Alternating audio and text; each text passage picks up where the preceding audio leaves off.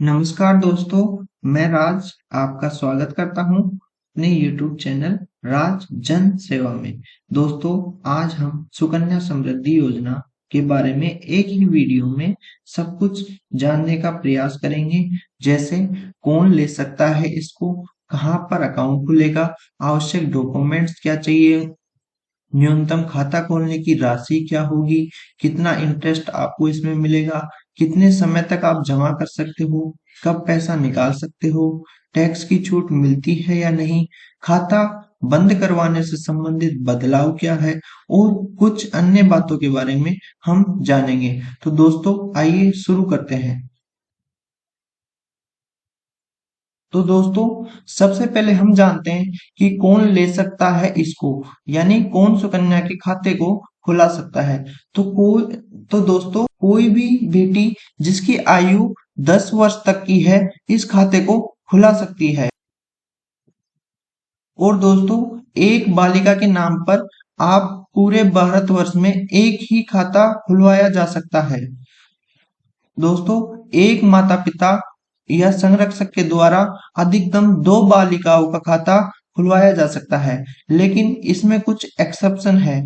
जैसे यदि किन्हीं माता पिता के एक बेटी है और दूसरे जन्म के रूप में 2 जुड़वा बेटी को जन्म दिया है, तो आप 3 बेटियों का खाता खुलवा सकते हैं।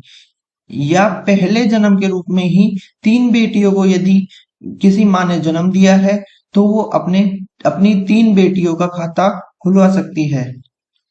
इसके अलावा अब हम जानते हैं दोस्तों कि आप इस खाते को कहां पर खुलवा सकते हो। तो दोस्तों, पोस्ट ऑफिस में आप इस अकाउंट को खुलवा सकते हो या किसी भी सरकारी बैंक में इसे खुलवा सकते हो।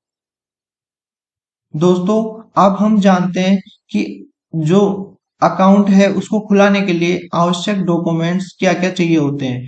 तो दोस्तों, सबसे पहले तो होता है खाता खुलाने के लिए, वो है खाता खोलने का फॉर्म, और ये आपको पोस्ट ऑफिस से प्राप्त होगा। तो आप वहां जाकर ये फॉर्म ले सकते हो और इसमें 2 फोटो लगती है।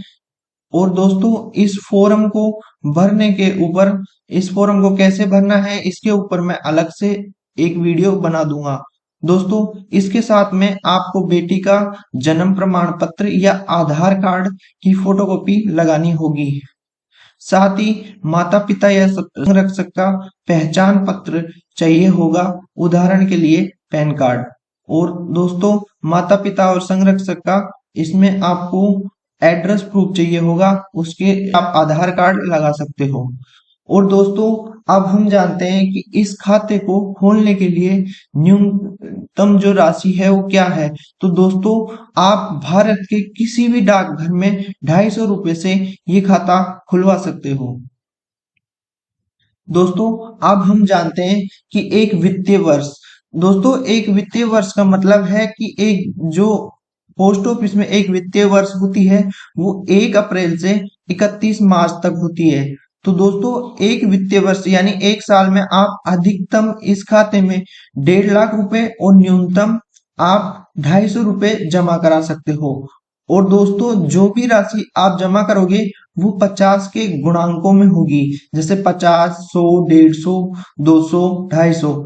तो दोस्तों, कई लोगों को डाउट आता है कि ये 1.5 लाख मतलब लोगों के समझ में नहीं आता। तो दोस्तों, इसका मतलब है आप मतलब चाहो तो मंथली 1000, 2000 या 2 महीने में या 3 महीने में या 6 महीने में कैसे भी आप जमा करा सकते हो, लेकिन साल के या आप एक साथ साल के जमा करा सकते हो, लेकिन साल के 1.5 लाख से ज्यादा नहीं होने चाहिए जो आप जमा करा रहे हो। और न्यूनतम आपको 250 रुपए साल के जमा कराना जरूरी है। दोस्तों, इसमें जो ब्याज मिलता है वो मंथली नहीं मिलता, सालाना ब्याज मिलता है। तो दोस्तों, कई लोग होते हैं कि वो जो एक साथ जमा कराते हैं, जिनको एक साथ जमा कराना होता है, तो लोग दोस्तों वो यदि 5 अप्रैल से पहले पहले एक साथ जमा करा देते हैं, उनको पूरे साल का ब्याज मिलता है। दोस्तों, इस खाते में काफी अच्छी ब्याज आपको मिलेगा और साथ ही जो ब्याज मिलेगा वो कर मुक्त रहेगा। दोस्तों, अब हम जानते हैं कि इसमें आपको कितना इंटरेस्ट मिलता है।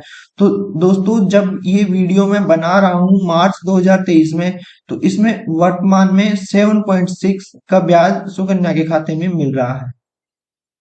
दोस्तों ये ब्याज दर हर 3 महीने में बदलती रहती है, और दोस्तों हर 3 महीने में ब्याज दर बदलती है, उसी के अकॉर्डिंग आपको ब्याज मिलेगा। वो कम होती है या ज्यादा होती है, सेम होती है, उसी के अकॉर्डिंग आपको इसमें ब्याज मिलेगा।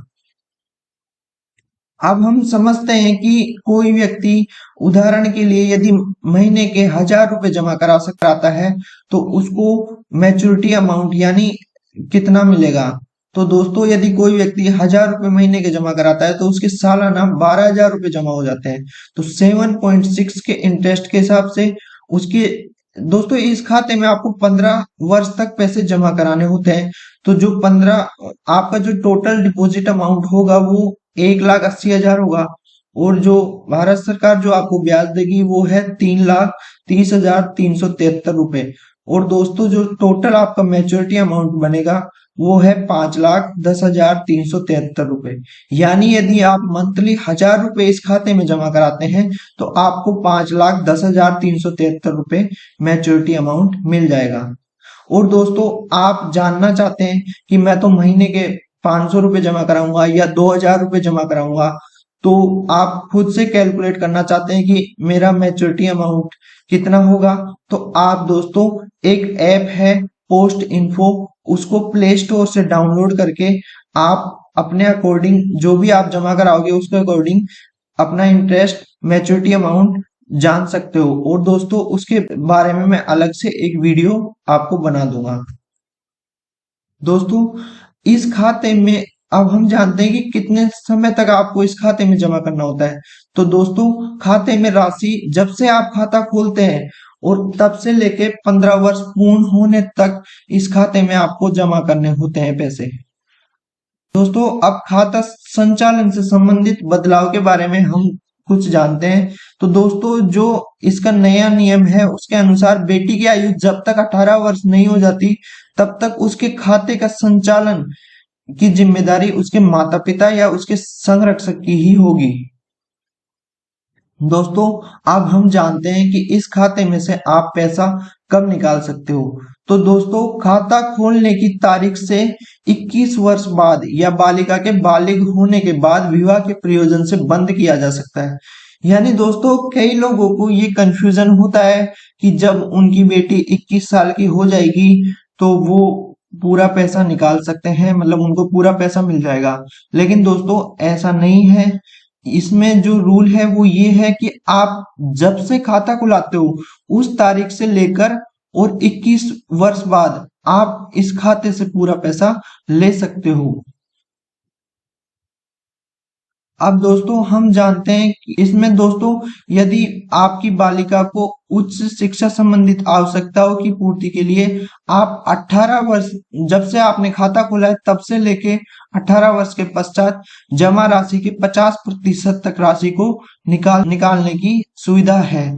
दोस्तों मैं इस बात पे बार बार जोर दे रहा हूँ कि कई लोगों को डाउट होता है कि जब मेरी बच्ची 18 साल की हो जाएगी या 18 साल की हो जाएगी तो आधा पैसा निकाल सकता हूँ या 21 वर्ष बाद या पूरा पैसा निकाल सकता हूँ। लेकिन दोस्तों ऐसा नहीं है। आप जब से खाता खुला रहे हो उस तारीख से ये काउंट होगा। जैसे आपकी बच्ची 5 साल की है और आपने अब डाक खाता खुलाया, तो आपकी बच्ची 5 साल की है, तो यानी तब से लेके आपकी बच्ची जब 26 साल की हो जाएगी तब आपको पूरा पैसा मिलेगा। दोस्तों अब हम जानते हैं कि इसमें टैक्स में छूट मिलती है या नहीं। तो दोस्तों सुकन्या समृद्धि योजना की तहत खुलने वाले खाते को टैक्स से आयकर की कानून की धारा 80C के तहत 1.5 लाख रुपए तक कोई टैक्स नहीं देना होता। योजना में जो भी ब्याज मिलेगा उस पर आपको कोई टैक्स नहीं देना होगा। दोस्तों अब हम जानते हैं कि इस खाते को समय से पहले किन परिस्थितियों में बंद किया जा सकता है। तो दोस्तों यदि बेटी की मृत्यु हो जाने पर आप इस खाते को बंद करवा सकते हैं, और जो भी आपका अकाउंट में जमा धनराशि है वो अभिभावक को दे दिया जाता है और खाता बंद कर दिया जाता है। दूसरी कंडीशन, यदि अगर बेटी को कोई गंभीर बीमारी है जिसके खर्चे के लिए पैसों की जरूरत है, तब भी इस खाते को आप बंद करवा सकते हैं। तीसरा दोस्तों, यदि अभिभावक की ही मृत्यु हो जाने पर भी इस खाते को बंद किया जा सकता है। अब हम कुछ अन्य बातें जानेंगे दोस्तों। दोस्तों, इस खाता खोलने पर आपको एक पासबुक प्रदान की जाती है। दोस्तों, पूरे भारतवर्ष में किसी भी डाक घर में जमा आप पैसे किसी भी डाकघर में जमा कर सकते हो। दोस्तों, कई लोगों का कंफ्यूजन होता है कि हम जिस पोस्ट ऑफिस में खाता खोलेंगे उसी में हमें पैसे जमा कराने पड़ेंगे, लेकिन ऐसा नहीं है दोस्तों। आपका खाता किसी भी पोस्ट ऑफिस में हो, आप ऑल ओवर इंडिया में कहीं भी राशि जमा कर सकते हो। दोस्तों, फिर कई लोगों का डाउट होता है, जैसे यदि वो चाहे तो अपने खाते को किसी भी डाकघर में वो ट्रांसफर करवा सकते हैं और इसकी जो वर्तमान ट्रांसफर फीस है वो 118 रुपए है। दोस्तों, इसके अलावा आप राशि नगद, चेक अथवा आईपीपी के माध्यम से जमा कर सकते हो। दोस्तों, यदि आप राशि नगद या चेक के माध्यम से यदि आप जमा करना चाहते हो तो आपको डाकघर में जाना होगा। लेकिन दोस्तों, यदि कई लोगों के पास समय की कमी होती है और वो चाहते हैं कि हम तो मतलब घर से ही पैसा जमा कर दे ऑनलाइन, तो दोस्तों उसके लिए आपको IPPB, Indian post payment bank का ये डिजिटल अकाउंट होता है, ये खुलाना पड़ेगा। इसके माध्यम से आप सुकन्या समृद्धि अकाउंट या पोस्ट ऑफिस के किसी भी अकाउंट में घर बैठे आप पैसा जमा कर सकते हो और इसके ऊपर ना दूंगा। तो दोस्तों, मुझे उम्मीद है कि मैं आपके काफी सारे डाउट्स क्लियर कर पाया हूँगा। तो दोस्तों, फिर भी आपको कोई डाउट है तो आप कमेंट कर सकते हैं और हमें इन नंबरों पर कॉल कर सकते हैं और बाकी अपना सुझाव जरूर दीजिए। और दोस्तों, कई एक बात मैं अंत में कहना चाहूंगा, कई लोग मतलब वो लोग इतने ज्यादा शिक्षित नहीं होते उन नहीं और पर वो अपनी बेटियों के लिए खाता सुकन्या का खुलवाना चाहते हैं। तो दोस्तों, ऐसे लोगों के लिए मैं कहना चाहूंगा, आप सीधा पोस्ट ऑफिस में चले जाइए, वो आपकी पूरी मदद करेंगे, आपका फॉर्म वो ही फिलअप कर देंगे और आप खाता खुला सकते हो अपनी बच्ची का और उनका भविष्य अच्छा बना सकते हो। तो धन्यवाद दोस्तों।